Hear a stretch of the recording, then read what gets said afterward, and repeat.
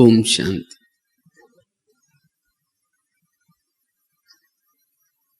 तो जैसे अभी गीत सुन रहे थे, सब कुछ करके अपने आप को छिपाया, करण करावनहार बाबा। वैसे आज का विषय भी है शिव मंत्र से मैंपन समाप्त, क्योंकि अब बाबा की लेटेस्ट मुरली चली थी शिवरात्रि में। तो बाबा ने कहा कि बच्चे जमा का खाता बढ़ाओ। तो ये जमा का खाता बढ़ाने की एक चाबी है मैंपन से मुक्त। जितना हम मैंपन से मुक्त बनेंगे, उतना हम जो कुछ करते हैं वो जमा होता जाएगा। तो शिव मंत्र है करण करावनहार बाबा। तो जितना इस मंत्र को हम पक्का करेंगे, उतना हमारा जमा का खाता बढ़ता जाएगा। क्योंकि हमारा सभी का लक्ष्य क्या है? लक्ष्य है बाप समान बनना। और बाप समान बनने के लिए निरंतर याद करना। लेकिन निरंतर याद न रहने का कारण है ये मैंपन। जिसके अंदर ये मैंपन होगा, उसकी बुद्धि भटकती रहेगी। और जिसकी बुद्धि भटकती है, वो शक्तिशाली नहीं बन सकता,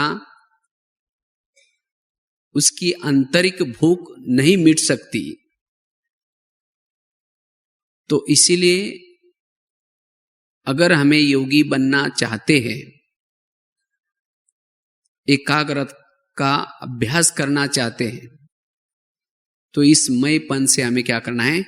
मुक्त बनना है, ताकि हम बाप समान बन सकेंगे। इसीलिए बाबा ने अंतिम समय जब ब्रह्मा बाबा अव्यक्त हुए, तो बाबा ने 3 बातों का मंत्र देके गए थे। बच्चे निराकारी बनो, निर्विकारी बनो और निरहंकारी बनो। ये हमारे टोटल ज्ञान का सार है। हमारे पास कितनी विद्या आई, हम कितने ज्ञानवान बने, हम कौन सा ज्ञान सीखते हैं, कितना ऊंचा ज्ञान हमारे अंदर है, उसकी परख क्या है? नम्रता। इसलिए दुनिया में भी कहते हैं ना, विद्या विनयन शोभते। जिसके पास नम्रता आई है, उसके पास विद्या है, वो नॉलेजफुल है। इसलिए मैंपन से हमें क्या करना है? मुक्त बनना है।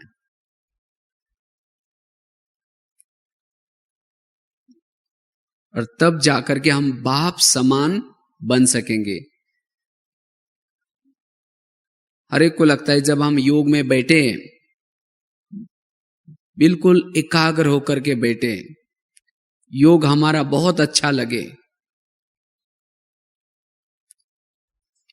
तो योग अच्छा लगने के लिए, एकाग्रचित बनने के लिए, इस मैंपन से हमें क्या करना है? मुक्त बनना है। जैसे कहा कि मैंपन ये भटकाता है। तो हमारे अंदर मैंपन है या नहीं, उसकी क्या निशानी है? हमको स्वयं चेक करना है कि मेरे अंदर मैंपन है या नहीं। जिसके अंदर मैंपन होगा, मैंपन वाला कभी भी दूसरों को सम्मान नहीं दे सकेगा।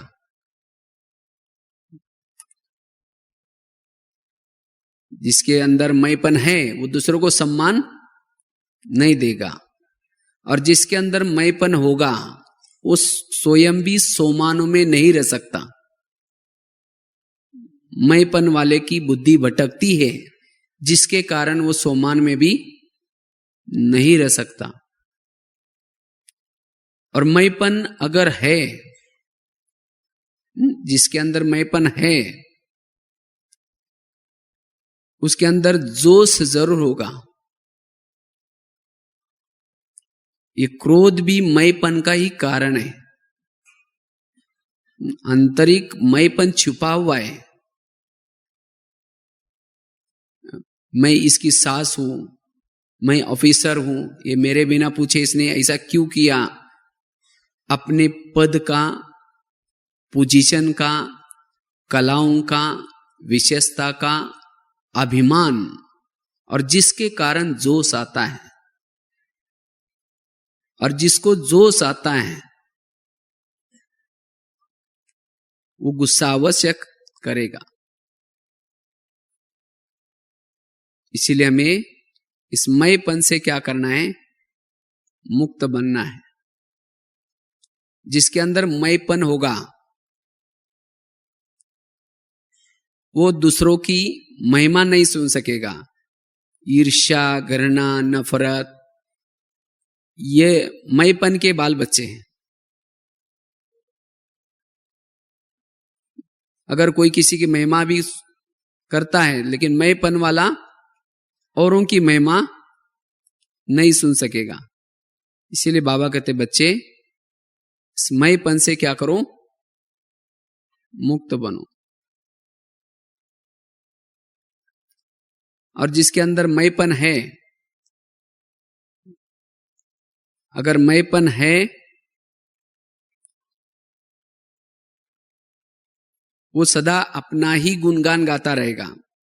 औरों के सामने हमने ऐसा किया, मैंने ऐसा किया, अपना ही गुणगान गाएगा। जो अपना गुणगान गाता है वो बाबा का गुणगान कैसा गाएगा। इसीलिए बाबा कहते बच्चे हमारे पीछे जो बैकबोन है, जो बाबा करण करावना हर है, उसको कभी भी नहीं भूलो। इसलिए अगर हम जमा का खाता बढ़ाना चाहते हैं,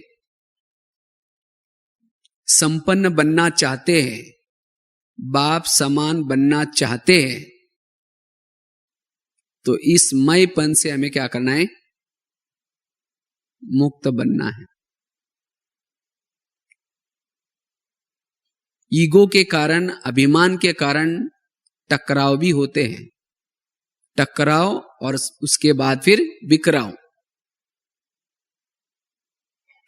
इसलिए टकराव से बचने के लिए हमें नम्रचित, इसलिए दादी ने 2-3 बातें बताई थी। निमित्त मनो, निमित्ता, निर्माणता और निर्मल वाणी। तो ये 3 बातें याद रखनी है। इसलिए हमें मैंपन से क्या करना है, मुक्त बनना है, निरहंकारी बनना है।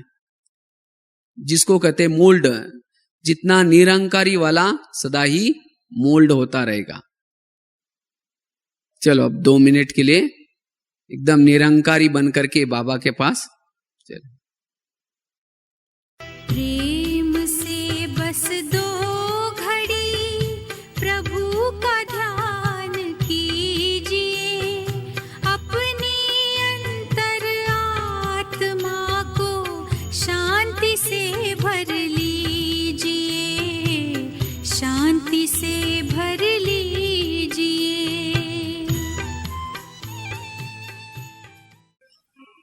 तो हमें इस ज्ञान मार्ग में अगर निराकारी स्थिति बनानी है तो निराकारी बनने के लिए क्या बनना पड़ेगा, निरहंकारी। जो निरअहंकारी है वही निराकारी अवस्था में टिक सकता है। अगर मेरी निराकारी स्थिति नहीं रहती, आत्मा अभिमानी स्थिति नहीं रहती, जरूर कुछ मेरे अभिमान का कारण बीच में आता है। नहीं तो कई भाई बहने बोलते हैं पता नहीं हम आत्मा अभिमानी स्थिति में रह ही नहीं पाते। क्या कारण है पता ही नहीं। अगर आत्मा अभिमानी स्थिति नहीं रहती, अगर ये भी एक मैं है, मैं आत्मा, अगर मैं आत्मा ये भान नहीं रहता तो मैं और कुछ उसका भान रहता होगा। मैं फलाना हूं, मैं ये हूं, तो उस मैं से मरना पड़ेगा, तब जाकर के ये मैं पक्का हो जाएगा। इसीलिए बाबा कहते बच्चे, निराकारी स्थिति में रहने के लिए निरंकारी बनो। और जब निराकारी स्थिति में रहेंगे तो बहुत बड़े फायदे हैं। हम सहज योगी बन जाएंगे, निरंतर योगी बन जाएंगे, हमारे जीवन में रूहानियत आएगी, चेहरा सदा हर्षित रहेगा, संतुष्ट रहेंगे, निर्भय रहेंगे। ये निराकारी स्थिति अर्थात बाप समान। लेकिन ये स्थिति क्यों नहीं बन रहे? उसके बीच में ये अभिमान आ रहा है, क्योंकि हम इस ज्ञान मार्ग में आने के बाद बाबा बैकबोन बन करके जिन आत्माओं में कोई विशेषता नहीं है, ऐसी आत्माओं में गॉडली गिफ्ट देता है, कुछ विशेषताएं देता है और उसके द्वारा अच्छे अच्छे कार्य कराता है। जब कभी हम अच्छे अच्छे कार्य करते हैं और उस समय उस करावन हार को भूल जाते हैं और लगता है अच्छा मैंने इतना अच्छा काम किया, मैंने ये किया, फिर भी मेरे को सम्मान नहीं दिया, फिर भी इन्होंने मेरे को पूछा नहीं, फिर क्रैश होना शुरू हो जाता है। लेकिन ये विशेषता दी, ये जो गुण दिया, ये कार्य कर रहे, किसका कर रहे, इन बातों को हम क्या करते हैं? भूल जाते हैं। बाबा तो कहते हैं बच्चे, ये गुण, विशेषता, कला, ये तो प्रभु प्रसाद है। इस प्रभु प्रसाद को अपना समझना, मैंपन आना, ये अमानत में क्या है? ख्यानत है। इसीलिए कोई भी कार्य हुआ तो बाबा को थैंक्स दो, बाबा थैंक्स आपका, आपने कराया, निमित्त बनाया मुझे, इसीलिए थैंक्स। तो इसी तरह कोई भी कार्य करने के बाद बाबा ये जरूर आना चाहिए, तब जाकर के जो किया वो जमा होगा, अन्यथा जमा नहीं होगा। नहीं तो कई भाई बहने बहुत कुछ करते हैं सेवा, लेकिन बाबा कहते हैं उनके खाते में जमा कुछ भी नहीं है। तो उनका खाते का कहां जा रहा है, कहां से लीकेज हो रहा है? इस मईपन से। कहते टाटा बिरला शरीर छोड़ा और जब वो चित्रगुप्त के पास गए तो कहते कि बताओ मेरा पद क्या है? तो चित्रगुप्त कहता है कि भाई तुम्हारा कोई पद ही नहीं है। कहते क्यों? मैंने तो बहुत कुछ करके आया नीचे। तो बोला क्या किया? कहा कि मैंने धर्मशाला खोली, मंदिर बनाए। तो कहा कि अच्छा मंदिर बनाया, मंदिर था लक्ष्मी नारायण का और नाम लिख दिया बिरला मंदिर। जब नाम हो गया तो आपका काम भी पूरा हो गया, जमा कुछ ही नहीं है। तो इसी तरह अगर हमने कुछ किया और अपना नाम हो गया तो जमा कुछ नहीं होगा। इसीलिए बाबा कहते बच्चे सब कुछ करके क्या करो, अपने आप को छिपाओ, अर्थात निरंकारी। तो जितना हम निरंकारी बनेंगे उतना हमारी बुद्धि की भटकन बंद होगी। ये कार्य बाबा का है और बाबा ने थैंक्स जो मुझे निमित्त बनाया। दुनिया में तो बहुत सारे लोग हैं, वो भी कलावान है, गुणवान है, लेकिन उनको अगर बनाता बाबा तो उनको अपना अभिमान आता। तो बाबा ऐसे से कराता है जिसको कुछ ही नहीं आता। यज्ञ में ऐसे कई डिपार्टमेंट्स है या कई भाई बहने हैं जो लौकिक में कुछ नहीं जानते थे, लेकिन यहां आकर के बड़े बड़े काम कर रहे हैं। तो उनको तो अभिमान आने का कोई कारण ही नहीं, क्योंकि बाबा करवा रहे हैं उनसे। तो इसीलिए हमें सदा ही एक करण करावन हार का शिव मंत्र पक्का रखना है, और इस मंत्र से मैंपन खत्म होगा, और तब जाकर के हमारी निराकारी अवस्था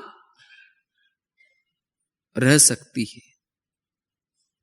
तब जाकर के एकाग्र होकर के हम योग में आत्मचिंतन, परमात्मा चिंतन कर सकते हैं।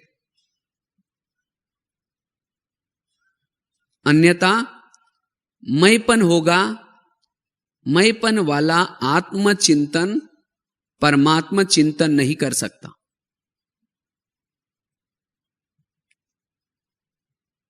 उसकी आशाएं तृष्णाएं बढ़ती जाएगी,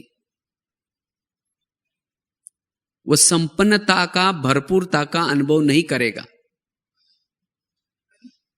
अभिमान ये भी एक प्रकार की भूख है। बाबा मिलने के बाद भी, सब कुछ मिलने के बाद भी वो भूखा ही अनुभव करेगा। इसीलिए उसको कहते ना, नाम मान शान की भूख। और जो भूखा है वो कभी भी एकाग्र नहीं रह सकता। इसलिए हमें मैंपन से क्या करना है, मुक्त बनना है। इससे योग भी अच्छा लगेगा, इससे जमा का खाता भी बढ़ेगा, और इससे हम निश्चिंत भी रहेंगे। इसीलिए इस शिव मंत्र को हमें क्या करना है, पक्का करना है। और जितना मैंपन से मुक्त रहते हैं, उतना जैसे कहा जमा का खाता बढ़ेगा। जैसे 1 के सामने 0 लगाओ, कितना बनता है 10, उसके सामने 0 लगाओ, कितना बनता है 100। जितना 0 लगाते रहेंगे बढ़ता जाएगा। इसी तरह कोई भी कार्य करेंगे, बाबा ने कराया, बाबा ने कराया, बाबा ने कराया, माना बिंदु, बाबा शब्द यूज करने से वो बढ़ता जाएगा। अगर मैंने किया वो घटता जाएगा। इसीलिए हमें मैंपन से मुक्त बनना है। और शास्त्र, जितने भी शास्त्र है, रामायण है, महाभारत है, इन सभी में जो पतन के कारण बताए हैं, क्या बताए? रावण के पतन का कारण, या कौरवों के पतन का कारण। इतना ही नहीं, लेकिन पांडवों के अंदर भी अंतिम समय मैंपन आया, और जिसके कारण कुछ पांडव भी हार गए थे। कारण क्या रहा? मैंपन। बाकी विकारों के पर जीत पाना इजी है, लेकिन मैंपन ये बहुत सूक्ष्म है। अपना प्रदर्शनी अंक एक बना हुआ है, और उसमें लास्ट में एक चित्र है, स्वर्ग की तरफ दौड़, और उसमें दिखाया है कि सबसे पहला विकार कौन सा? इस नरक से स्वर्ग की तरफ जाते समय काम आएगा। अगर उसके पर जीत पाएंगे तो क्रोध आएगा, उसके आगे फिर, और लास्ट में कौन सा बताएं? अहंकार। क्योंकि काम के ऊपर जीत पाने के लिए तो बाबा ने आते ही वरदान दिया, पवित्र बनो, योगी बनो। इसके ऊपर सहज जीत प्राप्त कर सकते। लेकिन जैसे इस ज्ञान मार्ग में सेवा में सफलता पाएंगे, कार्य में सफलता पाएंगे, उतना ये अभिमान आता रहेगा। और जो अभिमान के पर जीत नहीं पाएगा, जैसे दिखाते ना उसमें, ऊपर से नीचे गिरने के समान है। तो इसलिए इस अभिमान के ऊपर भी हमें क्या करना है? जीत प्राप्त करनी है। इस मैंपन के ऊपर जीत प्राप्त करनी है। और उसके लिए ये मैं शब्द याद रखना है। मैं कौन? जितना सोमानों को याद करेंगे, जितना सोमानों को याद करेंगे, मैं आत्मा हूं, इस भान में रहेंगे, उतना वो मैंपन खत्म होगा। जितना करण करावनहार बाबा की स्मृति रहेगी, उतना मैंपन खत्म होगा। और तब जाकर के निराकारी अवस्था आएगी। और जितनी निराकारी स्थिति बनेगी, उसके आगे की स्थिति आएगी निर्विकारी। अर्थात जो भी अंदर काम, क्रोध, लोभ, मोह, ये जो विकार है, वो विकार निराकारी स्थिति से खत्म होंगे। लेकिन निराकारी स्थिति बनाने के लिए क्या चाहिए? निरहंकारिता। और जो सारा दिन निरहंकारी बनकर के रहता है, वही शाम के समय प्रभु चिंतन कर सकता है। जैसे आपने देखा होगा, शिव जी के मंदिर के दरवाजे छोटे होते हैं। अगर उसमें जाना है तो कैसे जाना पड़ेगा? झुक करके जाना पड़ेगा। अगर कोई सीधा ही चलेगा तो क्या हो जाएगा? मस्तक में लग जाएगा और वही बाहर रोता रहेगा, अंदर नहीं जा पाएगा। तो इसी तरह हमें भी उस परमधाम में जाना है। अगर परमधाम में जाना है, उसी बाबा के पास जाना है, उस मंदिर में जाना है, तो क्या करना पड़ेगा? सारा दिन झुक करके चलना है। जो सारा दिन दूसरों से टकराता है अभिमान के कारण, वो टकराने वाला शाम को जब भी योग में बैठेगा, वही रोता रहेगा नीचे। उसने मुझे क्यों कहा, मैं भी इसको दिखाऊंगा, वही करता रहेगा। मंदिर में, परम धाम में नहीं जा पाएगा। इसीलिए शिव बाबा के पास जाने के लिए सारा दिन कैसे रहना है? झुक करके रहना है। दीदी हमेशा 3 शब्द कहती थी, हमेशा क्या करो? झुक झुक झुक, सीख सीख सीख और मर मर मर। जीवन में झुकना सीखो, सीखना सीखो और मरना सीखो। और जो झुकता है जीवन में, वो अंत तक टिक करके रहेगा। जो झुकना नहीं जानता, वो टिकता नहीं, कभी भी उकड़ सकता है ईगो के कारण। इसलिए हमें झुकना सीखना है। एक बार सागर ने नदी को पूछा, कहा कि आप बड़े बड़े पेड़ों को लाती हूं, लेकिन घास के क्यों न लाती हूं? तो नदी ने कहा कि घास मेरे सामने झुक जाता है और इसीलिए मैं इसको नहीं लाती हूं। लेकिन पेड़ नहीं झुकता, इसीलिए मैं इसको उखाड़ करके लाती हूं। अर्थात जो झुक करके रहता है वही टिकता है, और जो अकड़ करके चलता है वो कभी भी उखड़ सकता है। इसीलिए हमें झुकना है, और झुकता वही है जो अभिमान से मुक्त है। अभिमान वाला झुकेगा नहीं। देखो फलों में कहते हैं ना, जिसको फल आता है वो पेड़ क्या होता है? झुकता है। लेकिन कोई कोई फल झुकता भी नहीं।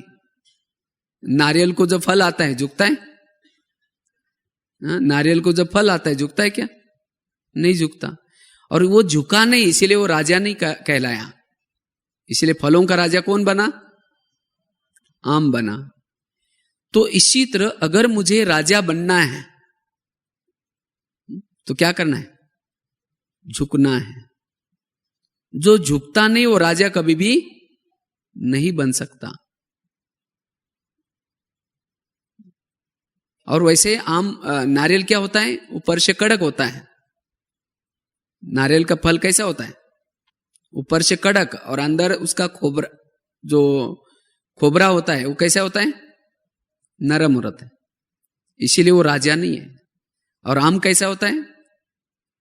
ऊपर से नरम होता है और अंदर से उसकी जो गुठली होती है सख्त रहती है।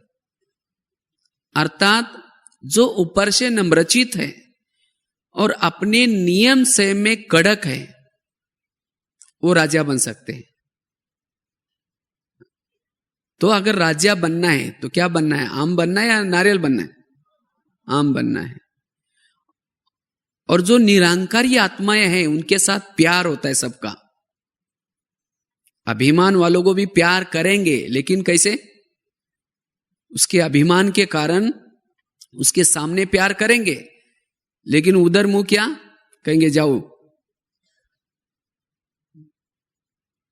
तो इसीलिए हमें आंतरिक सबका प्यार मिले, इसीलिए क्या करना है? निरंकारी बनना है। इसीलिए जो बाबा ने हमें सेवाएं दी, सेवाएं किसी लिए दी है? सेवाएं अभिमान को खत्म करने के लिए, देह भान को भुलाने के लिए दी है। आज बाबा ने भी देखो यज्ञ में शुरू में दादियों को अलग अलग ड्यूटी दी थी। निर्मल शांता दादी गैरेज का काम कर, गैरेज का जो बसें रहती थी उनको ऑयलिंग करना वगैरह उसका काम दिया था। किसी को साइकिलिंग रिपेयरिंग करने का काम दिया था, बर्तन मांजने का काम दिया था। क्यों दिया था? क्योंकि देह भान या मैंपन खत्म करने के लिए। तो देखो दादियों ने भी क्या किया? सेवा करके अपने भान को खत्म किया। इतना ही नहीं, ब्रह्मा बाबा ने भी, ब्रह्मा बाबा इतनी बड़ी हस्ती, लेकिन क्या करते थे? गोबर के उपले लगाते थे। उनके अंदर यह था कि मेरे अंदर ब्रह्मा बाबा, शिव बाबा आए हैं, मैं एक छोटा सा काम कैसे करूं? तो इसी तरह बाबा भी हमें ये सेवा देते हैं, किस लिए? अभिमान से मुक्त बनने के लिए। नहीं तो कभी कभी हम क्या करते हैं? हाँ भाई जी देखना, अगर मैं यहां झाड़ू लगाऊंगी कोई देखेगा तो क्या कहेगा? इसीलिए मेरे को अपनी पोजीशन देख करके सेवा देना। तो ये भी क्या है? मैंपन। इसीलिए बाबा कहते बच्चे इस मैंपन से क्या करना है? मुक्त बनना है। तब हमारी वो निराकारी स्थिति नेचुरल रह सकेगी। क्योंकि अभिमान वाला व्यक्ति जब चलता है वो अपने पोस्ट और पोजीशन के भान में चलता है, और वही वाइब्रेशन उसे फैलेंगे। इसलिए हमें अगर निराकारी अवस्था में रहना है ताकि हमारा ये मैंपन खत्म हो जाए। और जब मैंपन खत्म हो जाए तब एकाग्र चित्त एक रस बैठ सकते हैं। तब अंत में विजय प्राप्त कर सकेंगे। विजय बनने के लिए मैंपन से मुक्त। वो शास्त्रों में दिखाते ना, पांडवों ने इतनी मेहनत की, इतना पुरुषार्थ किया, लेकिन अंत में उनको क्या आया? मैंपन आया। उनके साथ में कौन था उसको क्या हो गए? वो लोग भूल गए। कहते जब विजय बन गए तो पांडव ही आपस में लड़ने लगे। भीम बोलता है मेरे गधा के कारण इतना अच्छा युद्ध हो गया। अर्जुन बोलता है तुम्हारी गधा तो कुछ भी नहीं थी, मेरे तीर चल रहे थे। वो कहता है मेरी गधा, और ये कहता है मेरे तीर। और ये बात किसने सुनी? कृष्ण ने। उसको लगता है कि अभी तक ये लोगों ने मुझे पहचाना ही नहीं। तो वो क्या करता है? वहां से निकल गया और कहता है वही पांडव थे जिन्होंने अक्षुनी सेना को हराया, लेकिन कृष्ण की शक्ति वहां से जाने से कुछ भील लोगों ने उनको लूटा। क्यों? क्योंकि मैंपन आया। इसी तरह आज हमारे साथ में बाबा है, इसीलिए हम पवित्र बन रहे हैं, कोई बड़ा बड़ा कार्य कर रहे हैं। अगर उस बाबा को ही भूलेंगे तो वो कार्य हम नहीं कर पाएंगे। विकारों के ऊपर जीत पाना ये कोई मासी का घर नहीं है। इतनी विकारी दुनिया में आज तो क्या क्या दुनिया में पता नहीं, इंटरनेट, ईमेल और पता नहीं क्या क्या निकला हुआ है।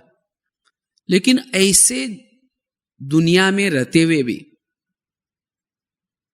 विकारी दुनिया में रहते हुए भी आज हम सहज, जिसको दुनिया ने कहा था आग और कपास एक जगह पर नहीं ठहर सकते, अगर कोई पवित्र बनेगा यह असंभव है, क्योंकि पवित्रता की ऊर्जा है और ये दिमाग में जाने से वो व्यक्ति पागल हो सकता है। लेकिन असंभव बातों को बाबा ने संभव कराया। ये सब किसके कारण हो रहा है? बाबा साथ में है इसीलिए। लेकिन ऐसे करण करावनहार को हम क्या करते हैं? भूल जाते हैं। इसीलिए बाबा कहते बच्चे हर बात में बाबा बाबा शब्द यूज करो, तब जाकर के हम मैंपन से मुक्त हो सकते। सदा ही निरंकारी रह सकते हैं और उससे हमें आगे चल करके बाबा बड़ी बड़ी सेवा करके लेगा। जितना हम निरंकारी बनेंगे, जितना हम अपने आप को बाबा के पास सौंप देंगे, उतना कार्य ज्यादा करके लेंगे। अगर अभी हमें मैंपन आएगा तो बाबा हमारे से सेवा नहीं कराएंगे। जैसे कठपुतली को नचाते हैं, देखा ना कठपुतली, उसके धागे पर्दे के पीछे कोई ना कोई बैठा रहता है और उस कठपुतली के धागे लेकर के वो क्या करता है? नचाता है। अगर वो कठपुतली को अभिमान आए, वाह मैं कितना अच्छी डांस करे हूं, कठपुतली को जब देख करके लोग तालियां बजाते हैं और उस कठपुतली को अभिमान आए कि मैं कितना अच्छी नाच रही हूं, जिसके कारण लोग तालियां बजा रहे हैं, तो खींचने वाला कहेगा अच्छा कर ले नाच, क्योंकि कराने वाला कौन है? उसके पीछे वो धागे खींच रहा है, इसीलिए वो नाच रहे। अगर वो उसको अभिमान आएगा तो वो कहेगा अच्छा नाच ले, वो खींचने वाला खींचेगा नहीं, तो क्या कठपुतली नाचेगी? वही लटक जाएगी ऐसे। तो इसी तरह इस पर्दे के पीछे बैकबोन बन करके परमधाम से गुप्त रूप से बाबा हमें क्या करता है? वहां से नचाता है, वहां से कार्य हमारे से करवाता है। लेकिन जब करते हैं उस करण करावनहार को क्या करते हैं? भूल जाते हैं। और फिर बाबा कहेगा अच्छा कर ले। अगर बाबा की शक्ति हमारे से दूर हो जाएगी तो हम कार्य कर सकेंगे नहीं। इसीलिए बाबा कहते बच्चे अगर आपके अंदर होती हिम्मत तो पहले क्यों नहीं करते?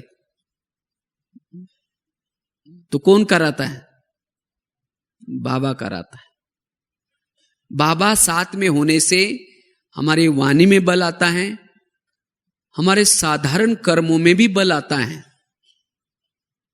लेकिन बाबा तब आपके साथ में रहेगा जब हम मैंपन से मुक्त होंगे। मैंपन वालों से परिवार भी दूर हो जाता है और बाबा भी दूर हो जाता है और वो लास्ट में अकेले रहेंगे। इसलिए बाबा कहते बच्चे इस मैंपन के विष को हमें क्या करना है? खत्म करना है।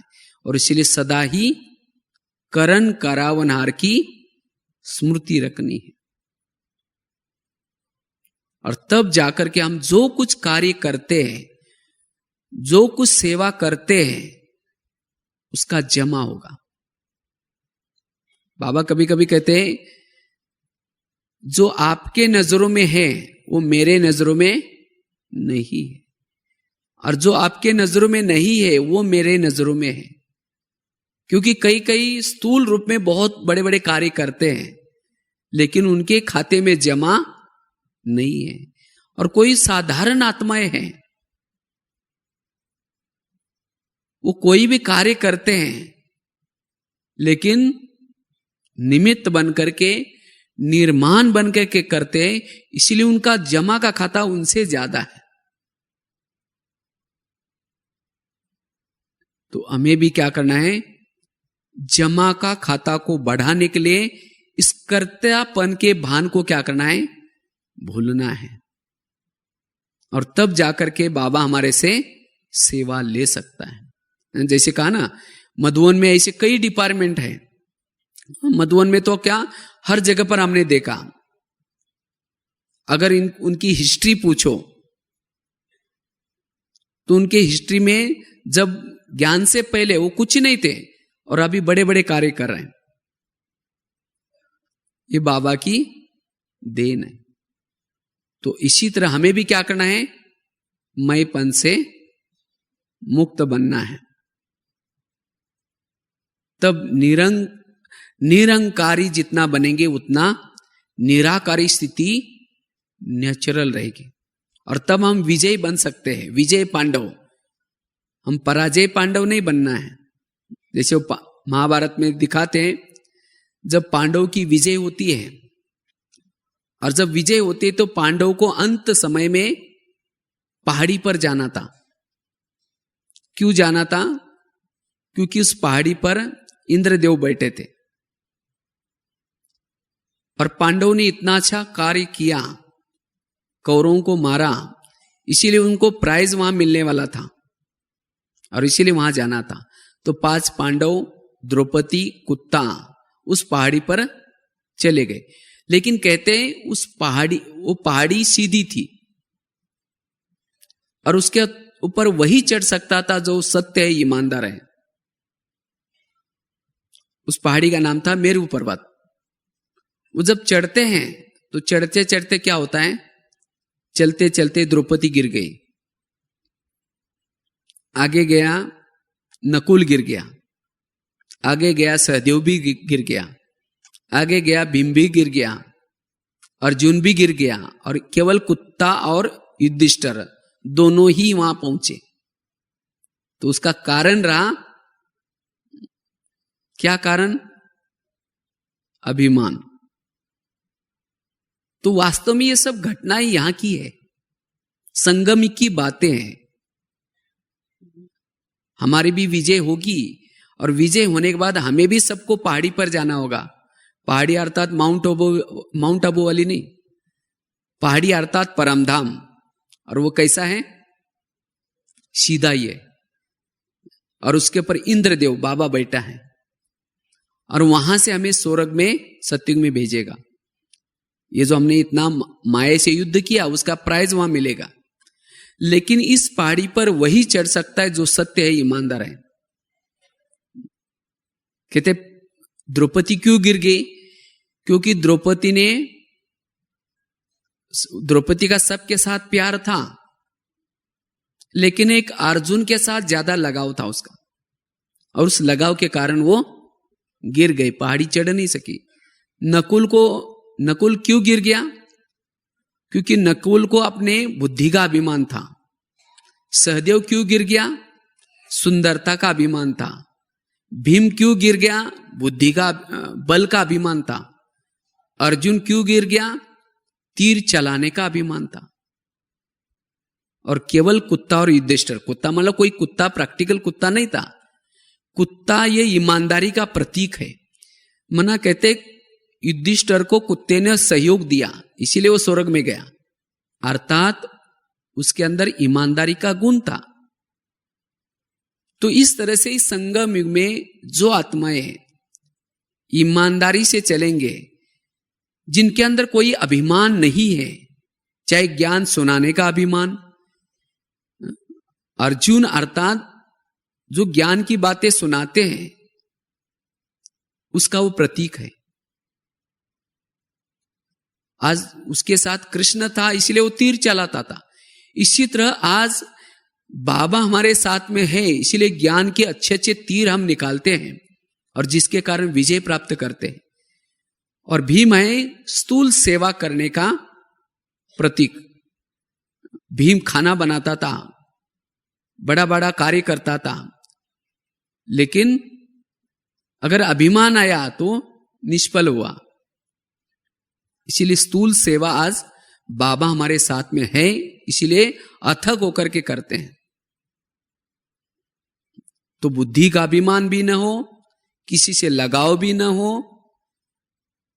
अपने सुंदरता का अभिमान भी नहीं हो।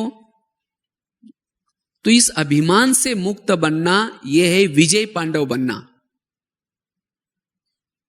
तो हमें विजय बनने के लिए, संपूर्ण विजय बनने के लिए ये अभिमान से मुक्त बनना बहुत जरूरी है। इसीलिए हर कार्य में बाबा करण करावनार आप है, आपने कराया, धन्यवाद। तो इसे निरंतर योगी भी बन सकेंगे, सदा बाबा याद आएगा। करण करावनार ये शिव मंत्र है। शायद बाबा ने जो पिछले बार की मुरली में पहली बार कहा था शिव मंत्र, तो ये शिव मंत्र है करण करावनहार बाबा। और इस मंत्र को सारा दिन में हमें क्या करना है, बार बार, जैसे मंत्र क्या करते, बार बार जपते हैं, तो इसी तरह ये करण करावनहार कौन, इस मंत्र को बार बार जपना है, ताकि आपका जमा का खाता बढ़ता जाएगा और सदा ही निरहंकारी बनकर के रहेंगे। और जब निरहंकारी बनेंगे तो सबको सम्मान दे सकेंगे, सोमानों में रह सकेंगे, एकाग्र चित्त बन सकेंगे, निराकारी अवस्था बनेगी और निरंतर योगी बन सकेंगे। इसलिए अभिमान से हमें क्या करना है, मुक्त बनना है। हमने तो अपने जीवन में देखा, अभी कविता बहन जी आई थी, कहा कि अब थोड़ा अपना शॉर्ट में अनुभव भी बताना। तो मैंने तो अपने जीवन से देखा, वैसे तो मेरे अपने लौकिक जीवन में मेरी खुद की माना कुछ भी ऐसी स्थिति नहीं थी जो बाबा के यज्ञ में आने से बाबा ने बहुत अच्छे अच्छे कार्य करा करके लिया। तो इसलिए कभी कभी मैं अपने जीवन को, बीते हुए जीवन को याद करता हूं, तो मैं सोचता हूं सचमुच हम क्या थे और बाबा ने क्या से क्या बनाया। तो कोई भी कार्य करते हैं तो उस समय दिल से, अंदर से बाबा निकलता है, बाबा हमने कभी सोचा ही नहीं था कि आपने ऐसी ऐसी सेवा करके ली। शॉर्ट में आपको सुनाता हूं। वैसे मेरा लौकिक में जन्म महाराष्ट्र में एक छोटे से गांव में हुआ था। एक साधारण परिवार में रहते थे, जो 11 साल तक मैं स्कूल भी नहीं गया था, क्योंकि माँ बाप पढ़े लिखे थे ही नहीं। लेकिन बचपन से कुछ लगता था कि कुछ ऐसे कर्म करना है जिससे भगवान खुश हो जाए। लेकिन मैं सोचता था मैं तो पढ़ा लिखा हूं नहीं, तो ऐसा काम कैसे कर सकता हूं। तो 11 साल के बाद मैं अपने गांव में गया था। जब गांव में गया था तो गांव में पेड़ के नीचे कुछ बच्चे बैठे थे, स्कूल थी। जब टीचर ने मुझे दूर से बुला करके लिया, कहा कि आप पढ़ने के लिए क्यों नहीं आए। हमने कहा मुझे पता नहीं। बोला कोई बात नहीं, कल से आना। जब मैंने आना शुरू किया तो मुझे पहले दिन 5वीं कक्षा में बिठाया, क्योंकि 11 साल उम्र हुई थी और 5वीं कक्षा में 2 ही बच्चे थे। तो रोज जब जाना शुरू किया था, घर वालों ने पूछा रोज तुम कहाँ जाते हो। हमने कहा स्कूल में जाता हूँ। कहा कि स्कूल क्या होता है। हमने कहा उसमें पढ़ते, नौकरी लगते। कहा कि अपने पास पैसा वगैरह नहीं है, नहीं जाना। तो हमने कहा पैसे वगैरह नहीं मांगूंगा, जिस समय पैसे मांगूंगा तो छोड़ दूंगा। तो कहा कि बिना पैसे का जाना भले जाओ। तो मैंने जब रोज लगन से जाना शुरू किया, हमने सोचा कि परिस्थिति अच्छी नहीं है और मुझे ध्यान से पढ़ना है, किसी के साथ लड़ना नहीं, झगड़ना नहीं। रोज जब जाना शुरू किया तो टीचर ने सोचा ये रोज आता है, तो 1 साल के बाद 6वीं में डाला, फिर 7वीं कक्षा में। जब 7वीं कक्षा में गए तो 7वीं में बोर्ड की परीक्षा थी। तो टीचर ने एक दिन कहा कि तुम डायरी भी नहीं लाते, पेन, कल से स्कूल में नहीं आओ। तो हमने सोचा अभी क्या करेंगे, तो घर में तो मना किया है। तो पहले एक गांव में एक दुकान वाला था, उसके पास गया, जो किराना माल का दुकान वाला था। और उसके बाद जो पुरानी रद्दी की डायरियां हैं लिखी हुई, उसको मांग के लाया और कुछ पन्ने खाली भी थे। और कुछ तो लिखे हुए, आधे लिखे हुए, कुछ पूरा लिखा हुआ।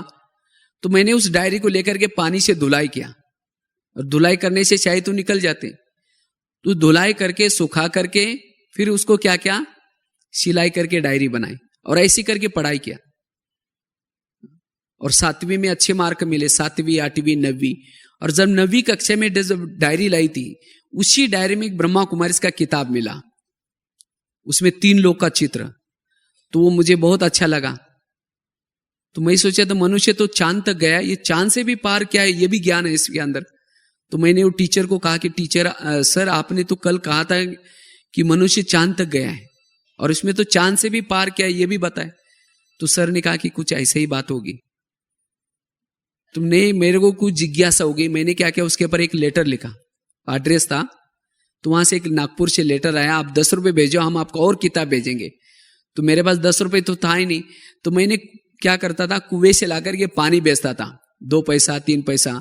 6 मास तक क्या किया मैंने, 10 रुपया वो पानी बेच करके इकट्ठा किया, और उसको एमओ से भेजा। और वहां से एक किताब आता गया, आत्मा क्या है, परमात्मा क्या है, सृष्टि चक्र क्या है। 1 मास में एक किताब आता था, और वो पढ़ करके इस ज्ञान का अभ्यास करना शुरू किया, और 2 साल तक ऐसे ज्ञान में चले। और उसके बाद जब बड़े सिटी में गए, तो वहां एक सेंटर गीता भाषा मिली, वहां रेगुलर ज्ञान में चलना शुरू किया। और उसके बाद 2 साल के बाद फिर मधुबन में आए। उसके बाद फिर दिल्ली में भी 9 साल रहे, गुलजार दादी के पास। वहां भोजन पकाने की सेवा करते थे। हिंदी भाषा भी नहीं आती थी, हिंदी भाषा लिखना शुरू किया, कुछ इंग्लिश भी सीखना शुरू किया। उसके बाद 9 साल के बाद फिर यहाँ आए, तो यहाँ भोजन बनाने की सेवा करते हैं, और साथ में जो बोर्ड के ऊपर कुछ पॉइंट्स अच्छे अच्छे अक्षर में लिखा रहता है वो भी करता रहता हूँ। उसके साथ साथ करीबन ज्ञान में आने के बाद करीबन 2-2.5 हजार से भी अधिक आर्टिकल अलग अलग लिखे हैं।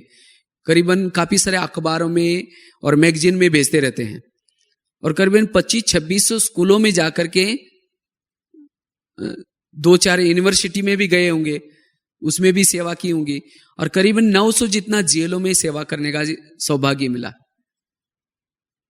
तो सचमुच आज मेरे अपने बैकग्राउंड अनुसार, कहां गांव में थे, 5 कक्षा पढ़ाई किया केवल, और वो भी राइटिंग कभी जानते भी नहीं थे, इतना अच्छा मेरा राइटिंग भी था नहीं। लेकिन आज सचमुच बाबा ऐसी ऐसी आत्माओं से कुछ ऐसी ऐसी सेवा करके लेते हैं।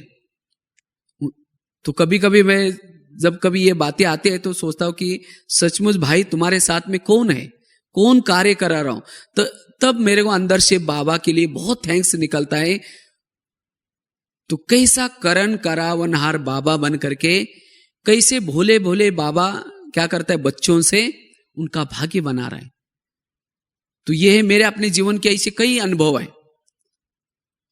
तो इस तरह से सचमुच अगर हम भी अपने जीवन में ऐसे निमित्त बन करके अगर करते हैं तो बाबा बहुत अच्छी अच्छी सेवा करके ले गए। भक्ति में एक बात है ना, तुम मेरा नाम तो लेके देख, मैं तुम्हें सारे संसार में मशहूर कर न दूं, तू मेरा कहना। इसी तरह बाबा का नाम लेकर के देखो, मशहूर होने की जरूरत नहीं, लेकिन बाबा का नाम लेते रहो, अपने आप क्या करेंगे, मशहूर हो जाएंगे। अपने आप बाबा आपको महान बना सकता है। तो इसलिए हमें क्या करना है, निरंकारी बनना है, और सदा करण करावनहार की स्मृति में रहना है, और बाबा को थैंक्स देना है। यह है योगी बनने के लिए जरूरी बात। ओम शांति।